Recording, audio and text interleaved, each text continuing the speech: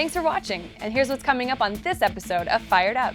Insanity. We're talking about laws, there's pieces of paper, right? But this is going to affect real people. Real handcuffs are going to go on real people. I think that this is going to be overwhelmingly ignored by the majority of people in the state. Today we're going to be discussing the Uzi submachine gun. Our panelists include Emily Miller, Marketing Director from the Gun Store in Las Vegas, Michael Giles, retired police officer and defense attorney from Creed and Giles, Tony D., retired police officer and firearms instructor from the Gun Store, Lieutenant Randy Sutton, retired policeman and author, and your host, Bob Irwin from the Gun Store. Thanks for tuning in and welcome again to Fired Up. I'm your host, Bob Irwin, here from the Gun Store in Las Vegas. This show is about guns, politics, and self-defense. We're going to be talking about three different issues this morning.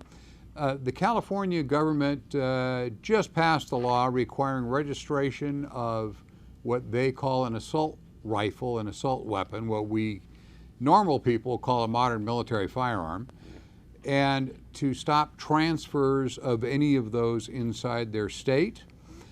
Secondly, we're going to talk about something that's become an interesting issue. We even ran into it here several times, is should blind people be able to get concealed carry permits? It's not a joke. They have a right to defend themselves, obviously, and there's some interesting issues about it. And the third segment, we're going to talk about Chicago and the problems they're having with their new gun laws, where the federal court said they had to issue carry permits. They're having a lot of trouble stumbling over how to write those statutes when they violate every statute that Chicago's ever lived with. So we're going to start off when we get there to talking about the state of California first. The bills that require registration and prohibit transfer of so-called assault weapons is on the books. It actually, I'm told, went on today, so by the time you see this show, it'll be in force about a week, and we'll see what happens. Crime rates by then, I'm sure, will have dropped substantially in the state of California. Don't you think, Randy? It just occurred to me that all the weirdnesses that we talk about when it comes to guns and common sense always has Chicago and California. It's mind-boggling. New York, New York and New Jersey. New York and New Jersey. Seriously. Okay, all right. So this will, the object of this is a crime prevention bill. You realize that? No. This is going to help fuel the complex that helps incarcerate people. Because when you create laws that are absurd, you make good citizens criminals. And that's exactly what this is doing. This isn't targeting the violent offenders that are actually committing the crimes. This is creating a whole new class of criminal. The people that actually go to work and they actually pay their taxes and they actually raise their families. But we have to make them a criminal by creating a law that is unjust. Now they have an AR in their closet. Oh, we can't let them defend themselves. No, God forbid. You can't take away their means of self-defense. The guns, which this week, knives, golf clubs, baseball bats. I mean, where's it going to end? I was a resident there when the assault weapon ban passed 25 years ago, the federal one. And the gangbangers were lined up around Parker Center trying to turn in their guns. Oh yeah, I'm sure they were. Okay, maybe not. If you have a photograph of that, it would be worth a lot of money to somebody. How can they outlaw it between two legal parties? I mean, two legal gun owners. I mean, I just don't understand how they can. It's a grandfathering clause. They simply say that after a certain date, no transfer can occur. The feds did it with machine guns in 1986 for new manufacture, at least, and they limit certain transfers. A state has a right to make its own laws. This one, I think we all agree, is a foolish and stupid law that will have little effect other than to make otherwise law-abiding citizens. And Randy, you said something that I hadn't really thought of, I guess in a primary way, but a lot of the people that this law is going to impact are high wealth people. A lot of the firearms that this goes after are not inexpensive. No. You know, we're not talking about, and I hate the term Saturday night special because it's derogatory and it's racist at its core, but it does generally describe inexpensive firearms that certain individuals back in the turn of the century and afterwards purchased for self-defense. And generally handguns. Generally handguns. Handguns, AR-15s in California are always more expensive than everywhere else in the world because of their already draconian laws. And so we're talking about folks who have resources, and these are valuable personal items. You know, we've talked a lot about how the federal government, you know, we kind of view that as the big monster in a lot of ways because of the power and the laws that they are willing to enact.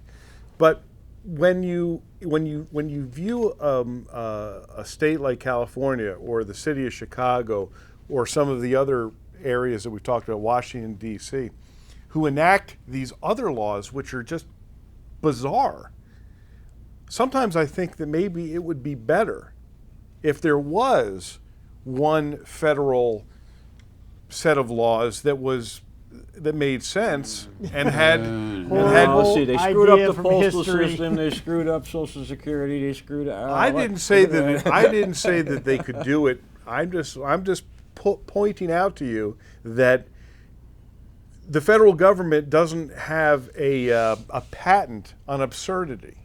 Absolutely not. But what I would like to see is the United States Supreme Court and the appeals courts, in a legal sense, actually take the responsibility that Heller and McDonald gave them, that firearms are now incorporated into the Bill of Rights to the states, to the 14th Amendment, and hold these states accountable.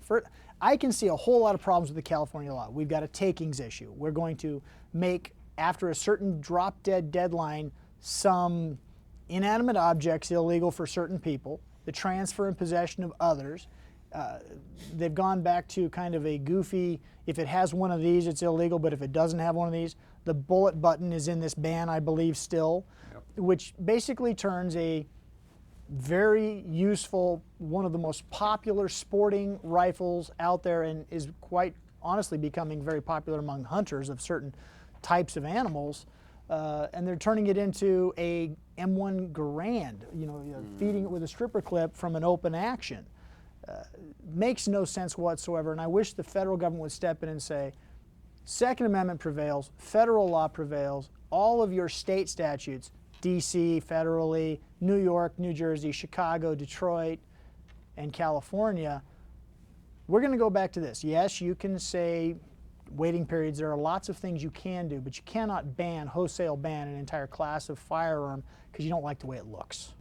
The advantage of the state law also, Randy, is we can move. You know, if I get tired of the laws in California, I want to own XYZ guns, I want to own a machine gun because I like them, and I can't get one in California, I can move to almost anywhere where they're allowed, except New Jersey and so forth. No, I understand what you're saying. I'm just saying that if there was one unified, common sense rule of law that didn't violate the rights of the people of our nation, you might prevent some of this insanity. Now, keep in mind, we're talking about laws. They're pieces of paper, right? But this is going to affect real people. Oh yeah. The real handcuffs are going to go on real people because of determinations made by. I can see bad things. I see bad things happening to good people. And it's inevitable. It's going to happen. I know. I asked Bob this once before when we weren't filming or on the radio or anything. Over under on the percentage of participation in this. I think that this is going to be overwhelmingly ignored by the majority of people in the state. I don't think all that many people are going to run to get rid of their stuff. They're going to hide it away, and they're going to hope again that there's changes. And I only say that because during the federal ban that started out in California with the California type ban, most everybody hung on to their stuff there, and amazingly when the ban went away, suddenly they had these rifles again. They all appeared, yeah. Don't you see history repeating itself over and over again? I mean, we look at prohibition. When when the zealots of a certain stripe enacted laws that nobody wanted, and yet it caused this incredible upheaval within our criminal justice system and in our society. Well, once you create laws that are unjust, and once you create laws that allow the government a lot of leeway in their enforcement activities, then you have a method created that can be unjust.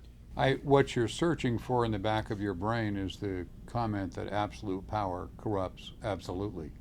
And I didn't know that was in the back of my brain, but the I people appreciate in that. power like to use power, Yeah.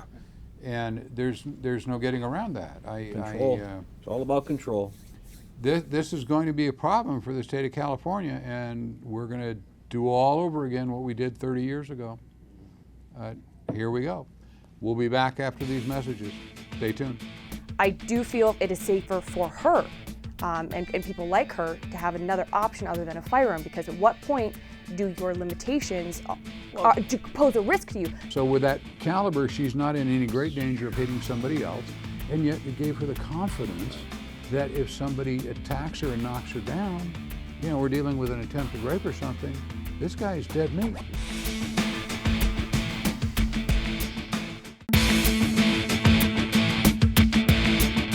And we are back. Piers Morgan, who we all know and love, had a discussion recently on one of his shows on concealed carry permits, and the party taking the other side of it, a conservative radio talk show host, got to discussing whether blind people should be allowed to have permits to carry a gun, whether they lose their constitutional rights because they have that disability. And that, taken from a legal perspective, that's an interesting problem. It's also an interesting problem from the real life perspective. So first, we'll get the legal done. Michael, they have a right. You're absolutely right. This is a competing interests question.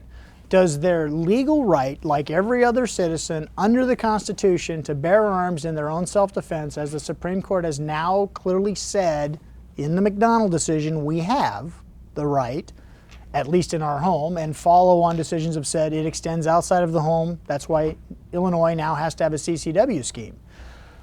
Then the question becomes, can we deny a person who is legally blind that right simply because they are sight deficient? Now, I need to clarify something. Legally blind has a lot of definitions.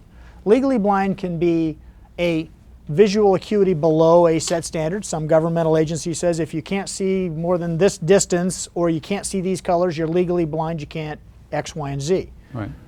So that doesn't mean that every single person that Piers Morgan is castigating here is an absolute, completely and totally blind individual. Even if they are, if you're walking down the street or you're somewhere and an individual comes up and viciously attacks you, we're not talking about a long-range pistol competition here. We're talking about muzzle contact distances where a lot of self-defense situations happen anyway. I would hope, and it's going to be a question of public safety and training, if somebody comes in, and I suspect, Tony, you've had people with visual issues, you're going to be talking about you have to make better decisions than a fully sighted person. You're not going to be shooting somebody across the room, right? No, because you've got liability issues there, but they have a right to do it. Right. I mean, like you can deny them a driver's license, but driving a car is not a constitutional right. That's a privilege. We had a lady last week, and she had her husband with her, and she was legally blind, and he wrote, with the test, she passed the written perfectly, took her out on a range, and we have a little device, a little beeping type device we put on the clip on the bottom of the target. And she was actually so good, she hit the device. we had to replace it. But she was using the sound of the beeping, and she actually passed the standard course of fire that Metro requires. In fact, our course of fire is a little bit more difficult than Metro's, and she actually passed that. And I don't know how deep her impairment was, if she was, but she did meet all of the qualifications of the state of Nevada and the Metropolitan Police Department, and we signed off on her. And you say that I know a former police officer, or I should say, I knew back in the late '80s. I knew a police officer who lost his sight through an on-the-job incident in New Hampshire, and he continued to carry a firearm with special provisions as a disabled officer. He carried a Smith .45 revolver loaded with blanks because he said, look, if I need to shoot somebody, I'm just going to be holding on to them. He was aware of his deficiency, but he also wanted to be safe. And So I wouldn't muzzle want somebody contact, shooting you a say? blank against my stomach. It wouldn't. Ask Brandon Lee. Yeah. That's what he. I understand that there's more of a target. My best friend, growing up, her mother is legally blind. It was a degenerative disease. She slowly lost her eyesight over the course of the last 15 years. When it had started, I understand that she could have operated a firearm and defended herself. As it stands now, absolutely not. I mean, she's lit cigarettes on the stove and burned herself. It is degenerated to the point of there's no sight. I do feel it is safer for her and people like her to have another option other than a firearm, because at what point do your limitations pose a risk to you? There's close quarter knife, there's tasers. In the words of Dirty Harry, a man has to know his limitations. And it's unfortunate. And it's the same thing with that these people here. They have to be aware of their limitation. I mean, I understand, and they're further penalized for it because there is more expected of them due to their disability, and that is unfair. They are legally allowed that right, but also there is this gray area of, is everyone as a whole in that situation safer, or is there somebody behind the bad guy? Is there another option that they could? But these are all decisions that have to be made by sighted people too.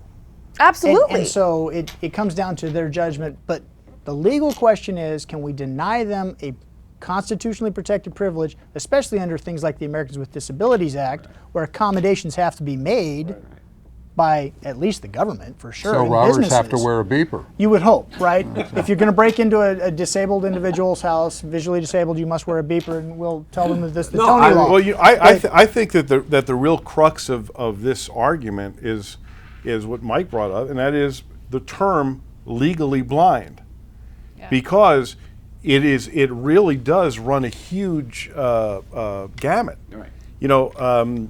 You can be legally blind and still, with the proper corrections, you can see well enough that you can operate machinery, that you can drive. Drive a car during daylight, not at night. That was one of the provisions. So there's really a lot of difference here. Now, if you talk about someone that is sightless, I think that this is a different issue.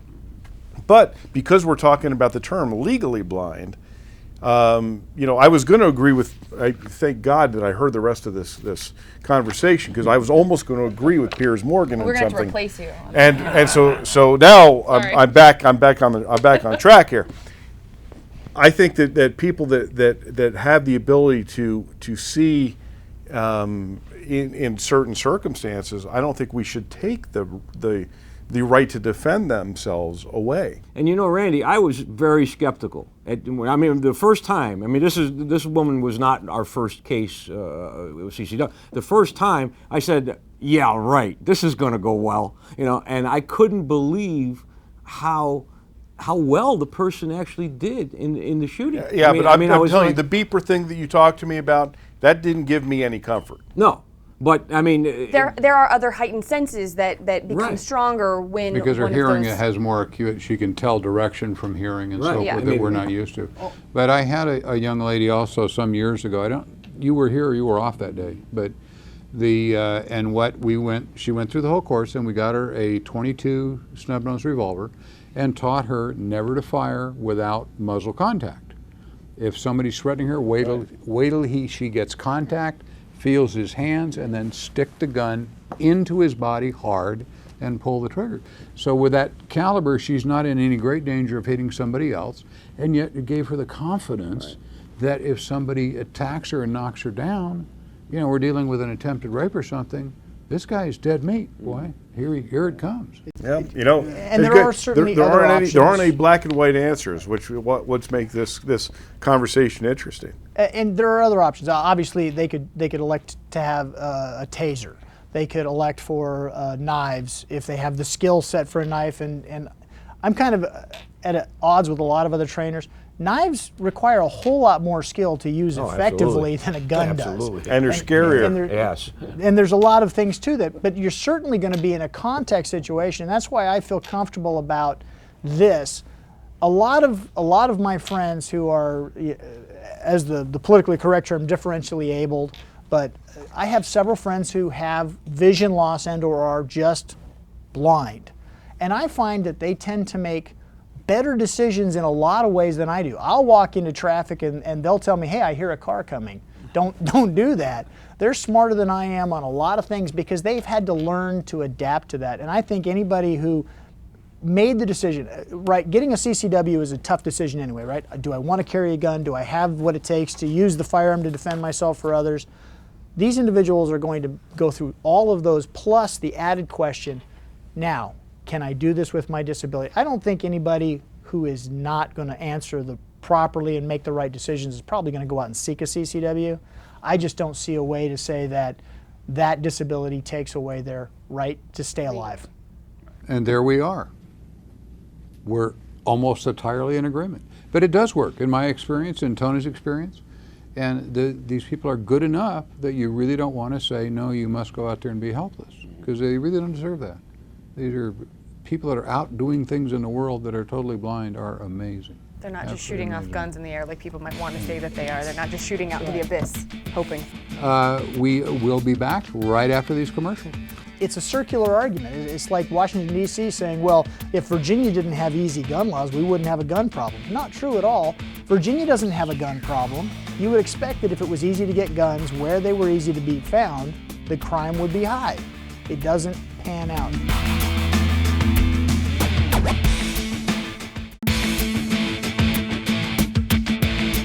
Welcome back to Fired Up with Bob. We're going to take some viewer questions, and like any of our other shows, if you have anything you want to ask Bob or any of our other panelists, please email us at questions@firedupwithbob.com. Our first question comes from John. John wants to know, Bob, what should I do if someone tries to rob me out on the street? If no one else is around, why not just shoot him and walk away? It's pretty to the point. That's to the point. It's probably also a serious crime, wherever John is writing from. The idea that we try to get across is you make yourself safe. Hopefully, if someone approaches you on the street, you can evade him somehow and not resort to gunfire unless you really have no choice. So I even the way the question is worded, if you were to do such a thing, and the other thing you have to understand is there's never a time where there are no witnesses. There are always witnesses, and if you don't see one, there will be one there later from the crime lab who will find all sorts of pieces of you in microscopic form at the crime scene on the guy. Don't try that. I say don't try this at home. Don't try this in real life at all. It's a kind of a funny question, but if we're going to do this, let's keep it so you don't end up in jail. Andrea writes us and says, Bob, you always advocate carrying a firearm, but I don't want to shoot anyone. Should I carry a gun? You know, I really don't believe any of us want to shoot anyone. The exception is obviously the few sociopaths that are out there who are on the wrong side of these discussions anyway. But sometimes where you are faced with serious threat to your life or your family's lives, gunfire is an appropriate response. If you really don't feel you could take a life or shoot somebody where you might take a life, then pepper spray or a taser is a much better option. Because if the gun is not going to be used, there's no point in carrying the weight around. I will tell you this, I've experienced talking to a lot of people over the years that have felt the same way, and it came right down to it. When they were about to get stabbed or raped, suddenly your survival instinct takes over, and you will act appropriately to save your life. You may not even remember doing it, but you will save your own life if you have the tool to do that with. And if you are going to carry it, you want to make sure that even if you don't think you're going to need to use it, that it's not in a position to be used against you. Correct. You want to be proficient with it and carry it in such a manner that it's not going to be taken away. The scenario where you draw the gun and you're shaking and saying, "Oh my God, I don't want to shoot you," draw the gun and lie to him. Tell him you really do want to shoot him and you'd wish he would step forward. So he'll believe you want to shoot him, then you probably won't have to. If he believes you're not going to shoot him, you're going to lose. I don't want to play that game. Actually, this comes from one of our older viewers that writes us very often, and he said, "What if I am not agile enough to get my gun out quickly?" Wow. That happens a lot too. We get a lot of people in concealed weapon class that are beyond even my years.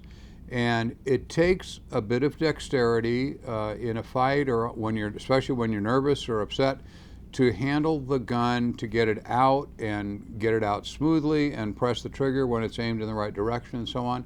And the answer to that is 3 things. They are practice, practice, and practice. Unload the gun, put it on your body the way you intend to carry it, and practice drawing it. If you do that over and over again, we're talking 500 repetitions over 2 weeks, you will become very quick and very smooth. And even with arthritis and so forth, you will be able to defend yourself in virtually every case. Practice, that's the key. Sharon writes us and asks, "Bob, what if I pull out my gun and then they take it away? Assuming it's going to be used in self-defense and then the bad guy takes the gun from her." That has happened, and we were talking just a minute ago about the hesitation. If you pull a gun where he is close enough to grab it, that's a mistake to begin with, because if he could reach it from where he's standing, you don't want to be pulling it out, because normally the bad guy is bigger and stronger because they pick smaller and weaker victims. They set it up so they're bigger and stronger. So if you can, you want to back away before you pull the gun out, or get in position where he can't get it by drawing it away from your body but away from him. So it's on the other side of your body. That'll help sometimes. There's a lot of scenarios possibly there, but it's solved with practice. A woman named Abby writes us and says that her husband says a .45 is best for conceal and carry, but it's very heavy. She says she does not feel comfortable carrying that as her everyday carry gun. What do you suggest? That is another one that happens frequently. The large guns make bigger holes in the bad guy, but we're dealing with carrying a gun all day, every day. If it's too heavy to be carried comfortably or to hide in your clothing comfortably, you're going to leave it at home at the time you need it. You never get attacked when you think you're supposed to be attacked. So I would strongly suggest you sit him down and say, "Honey, I need a smaller, lighter gun that I can carry comfortably, so I'll have it with me, because I can't carry this when we go out to, or I go out to wherever it is, because your clothing won't allow it. When you're dressed up to the nines, you can't hide it anywhere. So you need to be able to get a smaller gun that you can carry and you're comfortable with. Not the gun he's comfortable with, the one you're comfortable with. That's the one for the right one for you." Our next question comes from Glenna. She says, "I've heard about fake cops pulling robberies. How do I tell if it's a real police officer?" Wow, especially here. We've had that a lot. In fact, I've read a lot of accounts all over the western United States where that's happening. The police approach you if it's plainclothes officers. They're not in uniform with driving a black and white with pretty red lights on it. You need to just shout at them, "I want a uniformed officer here now, or I'm not going to talk to you and I'm going to walk away." They will immediately, if they're a real cop, get a uniformed unit there so you can see they're real. And if they hesitate at all in calling a unit that is marked, run, because you're dealing with fake cops who are going to do you no good at all. Our next question comes from Ron. He says, "How do I find a good gun instructor to teach my wife and I?" Wow, it's kind of like hiring a plumber out of the paper. Some of them are better than others, and you can't really tell by the ads. The first thing you want to do is make sure they have certifications from the National Rifle Association. That is the common organization that certifies instructors. They're required to take many hours of training before they can have that certificate that says that. The other thing I would suggest is that you find one of those who is an ex-law enforcement officer. The law enforcement officer X type that do the instruction have a little more understanding of victimology and how to apply the gun in self-defense rather than just purely how to shoot the gun.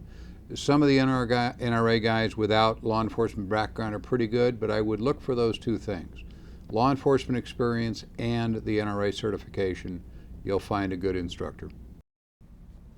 I'd like to think that this doesn't happen, but Mike is asking, do pepper sprays work on dogs? And if not, can I shoot one if it tries to bite me?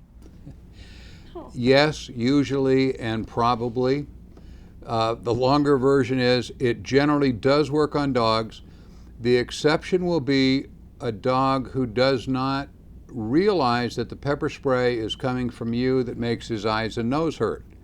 He will be trying to bite you, and when he feels the pain, he doesn't correlate that that's coming from you, so he continues the attack thinking that's a third-hand thing that's unrelated.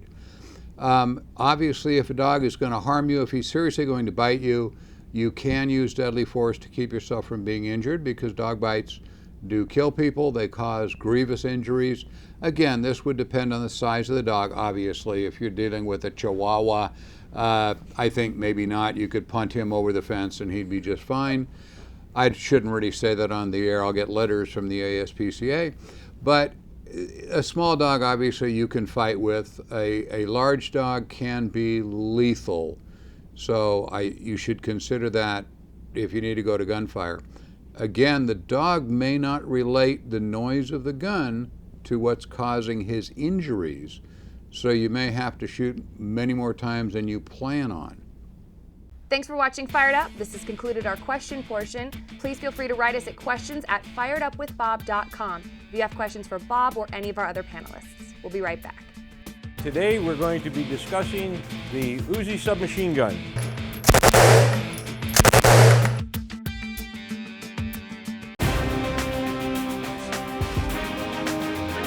Hi, I'm Tony D with the Gun Store here in Las Vegas, and today we're going to be discussing the Uzi submachine gun. I'm sure that you've recognized this for a lot of action movies, and with the Secret Service, obviously, with the President, I think Reagan, when he got shot, you see the Secret Service agent pulled us out from under his coat. Very popular submachine gun. It was designed by a guy named Uzi Giles, and he was very innovative in the design. It was what we call a second generation machine gun. It's sheet metal, and the pistol grip actually holds the magazine. Very compact. It's a blowback, open bolt style submachine gun, and it fires a 9mm cartridge about 550, 600 rounds a minute. It came with a folding wire stock like this, or butt stock like this, and they also had a wooden butt stock, which was much more comfortable, however a little bit more difficult to conceal. The gun was used by Israel, and then it was made by Belgium, and it was in service with several countries all over the world. It's a very pleasant shooting gun, even made in the United States here. Some of them were, newer ones are made in the United States. It's kind of outdated now compared to the newer subguns that are out there, but it's still a very popular gun with competitive shooters, and it's a lot of fun. So we're going to shoot it. To open the buttstock up, you just hit that there. It unfolds, and the magazine will be inserted in the magazine well. And now the gun is ready to fire. So we're going to put our ears on, and we're going to carry. Magazine capacity in this particular one is 25 rounds. They also make a 32-round magazine too. Other countries made aftermarket magazines that hold more, but this is the basic military one. And from the back of this one being original, this is a Belgium-made magazine. So we're going to insert it and have some fun. We're going to shoot some short bursts, and then we're going to hold the hammer down and let it rip.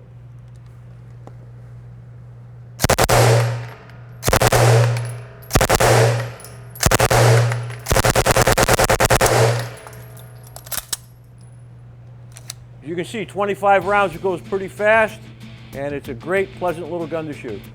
I wish I shot with one hand.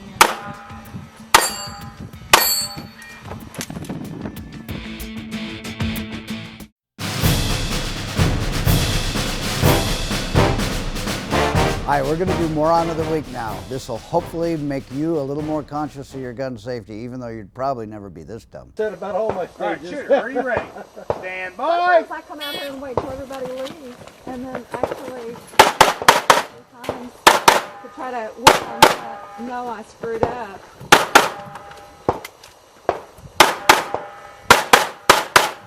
I wish I'd shot with one hand.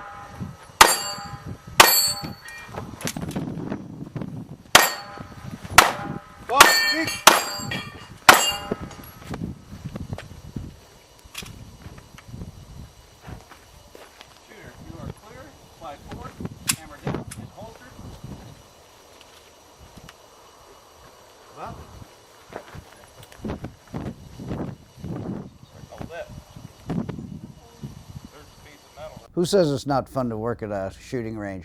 Another example, metallic targets, ricochets are always there. That guy was real lucky. Never go without your safety classes. One of the things we must always remember is that to use self-defense effectively, we cannot be the primary aggressor. This week on the Legal Brief, we're going to talk about some of the burdens that CCW imparts on the carrier. Unlike a lot of things we do in life, if we choose to carry a firearm in self-defense, we do have a greater burden. One of the things we must always remember is that to use self-defense effectively, we cannot be the primary aggressor. What this means to us is that we have to be extra careful. Quite often, when people talk to me about carrying firearms, I find that they say things like, "I don't go places I used to go," or "I don't do things I used to do." Quite honestly, that's not a bad idea quite often. The reality of the situation is that if you're ever called upon to use deadly force in self-defense, the first question that's going to be asked is, were you the primary aggressor? If you were in fact the primary aggressor, you don't have the right to use self-defense to end the conflict. The question will really be, what does primary aggressor mean? And that is where we can have some troubles. So the first thing you must always think about when you carry a firearm for self-defense from a legal perspective is, do I need to go there? How am I perceived? And is it safe? If it's not, don't go. Because if you wind up in a situation, the first question asked will be, why were you there? And could you have done something differently? Save yourself the hassle and be safe. If I'm conscious of the wind direction all the time, I have less chance of giving my position away. I can move around with the wind currents, make sure that I'm staying in the proper position relative to the game.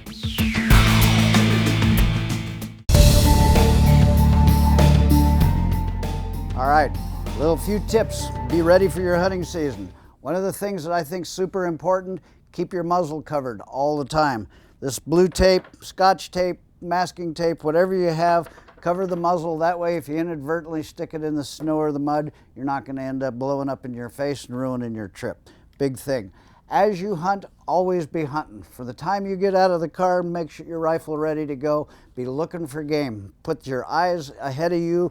They enter every spot before your feet do. Have the gun in a manner that you can quickly deploy it. Understand the safety system, whether or not you have a round in the chamber. Be able to react. Oftentimes shots are fleeting. You want to have a system that works quickly for you. When I bring this to sight, I can take the trigger off, see the target, and press the trigger and have it ready to go.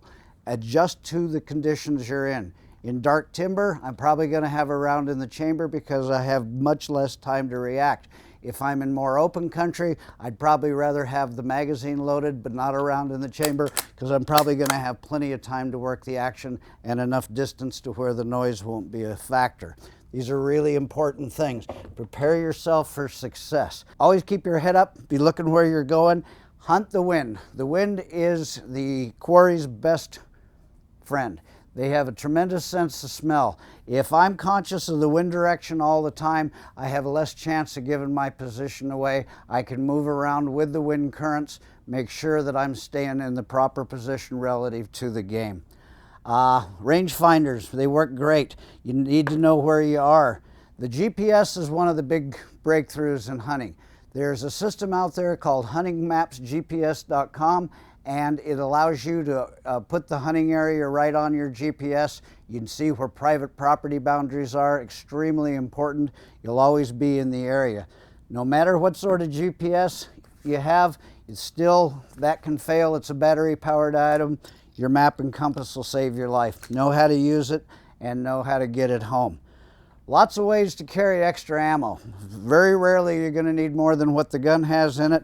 These type that go on your belt look very cool. I like the way they look. However, it doesn't protect the ammunition. Modern ammunition is extremely precise, and it depends on bullet shape. You put a little nick, a little mud on that, and it can let you down in a hurry. I kind of like these wallets that protect it completely. I can keep my ammo nice and safe and protected. It's fresh and clean. If you're using a leather case like this, remember that brass reacts with the leather, and you don't put them in there for long-term storage. Speaking of storage, when you put your guns away, cases are really important. When I'm traveling to and from the hunting area, I've already zeroed my rifle. I'm going to keep it in a hard case. This is really important. I'm not going to upset my zero and get out there and get the shot of a lifetime and not be able to make it. Once I'm in the truck moving around, I might use a soft case. With either of these systems, when you get home, your rifle is subject to having some moisture in there from the temperature shifts from the territory you've been in. Make sure you don't store your gun in the cases. They're usually rubber padded, foam padded, and they can cause a lot of rust on that.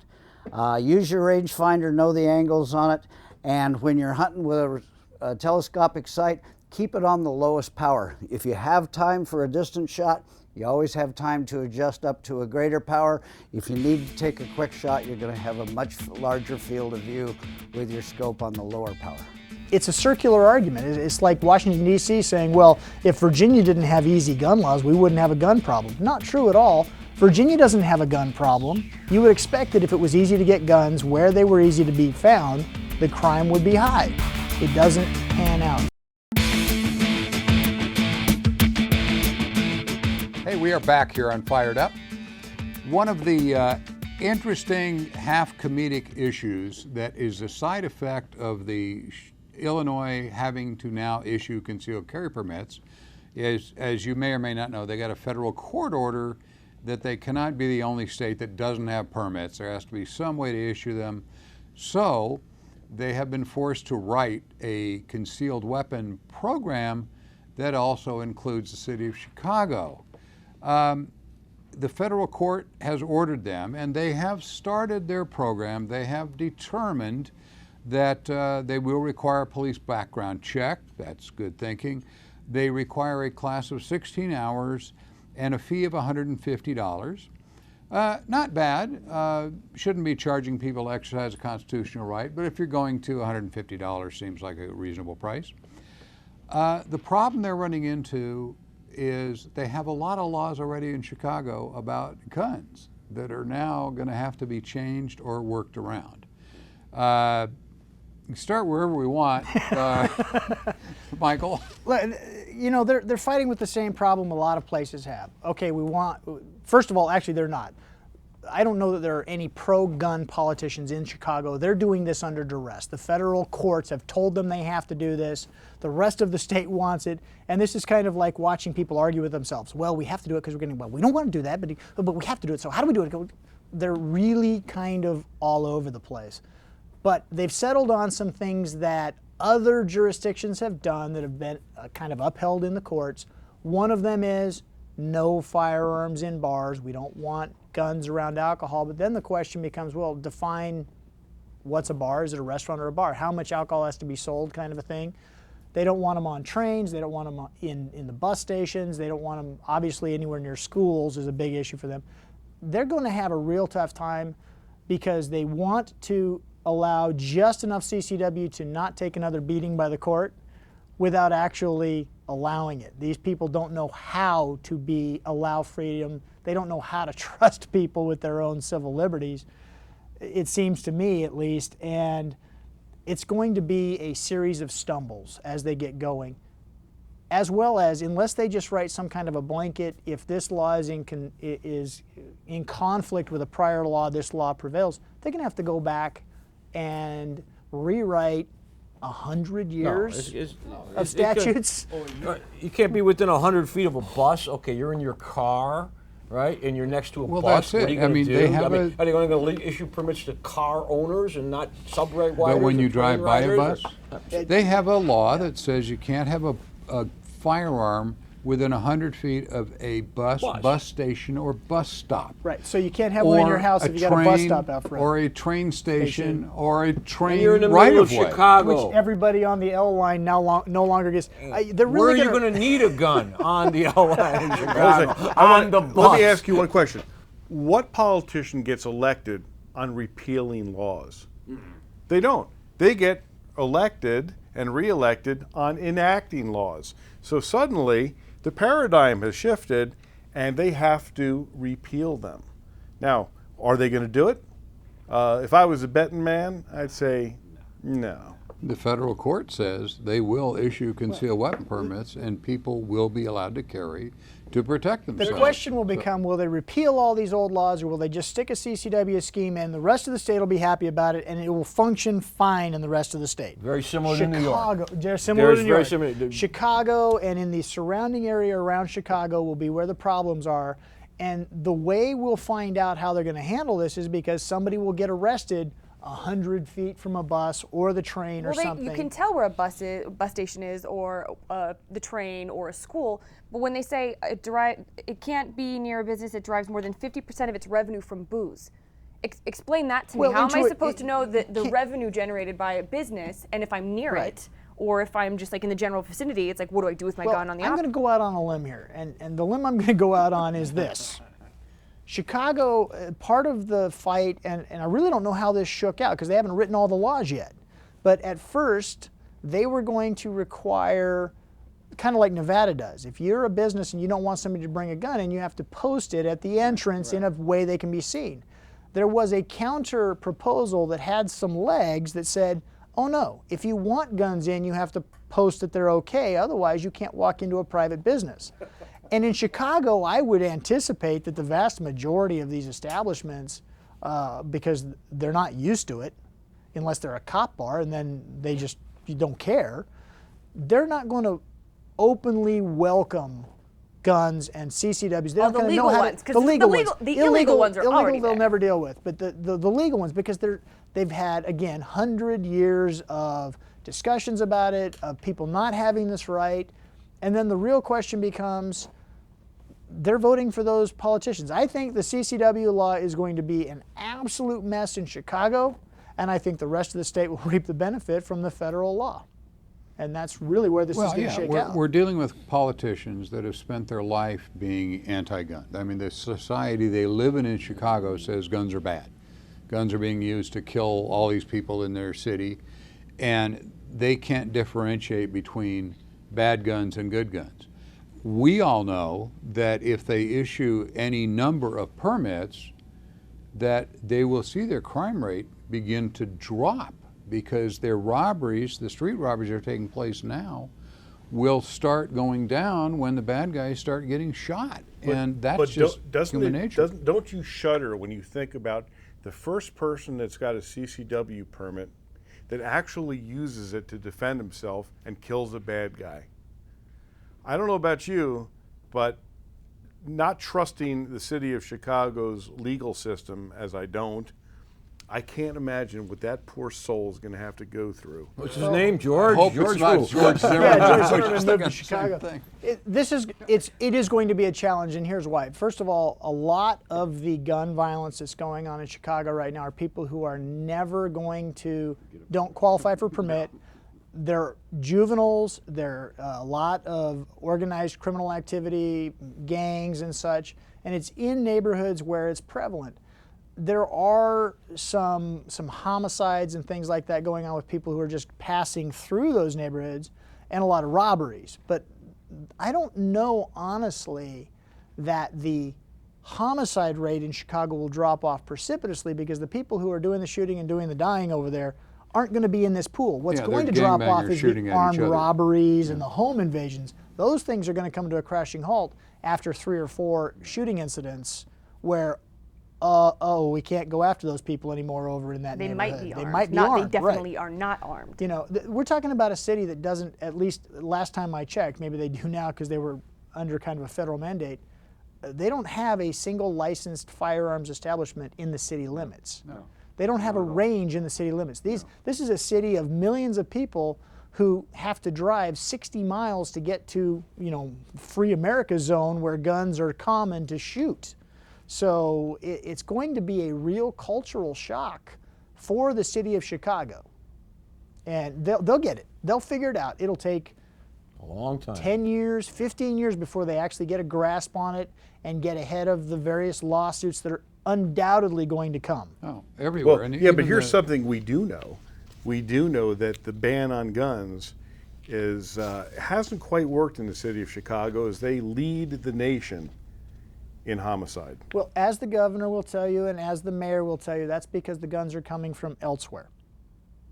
Which of course, there's some truth to makes that. perfect sense. Absolutely true. There's no sales there, but the reason that they're coming from somewhere else, those people are leaving to get them, is because the crime rate is so high. It's a circular argument. It's like Washington, D.C. saying, well, if Virginia didn't have easy gun laws, we wouldn't have a gun problem. Not true at all. Virginia doesn't have a gun problem. You would expect that if it was easy to get guns where they were easy to be found, the crime would be high. It doesn't pan out. And so they're going to have a reduction in certain types of crimes where it's the good people who will get CCWs and will defend themselves. But I'm going to make a prediction here. Within about a year, they'll come out and they'll say, aha, see, we still had 512 homicides last year, so those CCWs, they didn't do any good. And they'll ignore that part of the pie graph where the number dropped to almost nothing in armed home invasions. And I'm going to make a prediction too, that a lot of good citizens are going to wind up falling prey to bad laws. Oh, no question about that. There will be some people get arrested and get charged, and it will become fodder. That's why this is going to take 10 or 15 years to work out. There will have to be a few more Otis McDonalds who, you know, fought this fight to get to the point where we're at now. There will be a few more of those. The Supreme Court's going to get a crack at this. Thank you for tuning in again to Fired Up. We're going to be back next week in the same time slot. You can send questions in as you've seen on the flyer. We will be back next week, same time.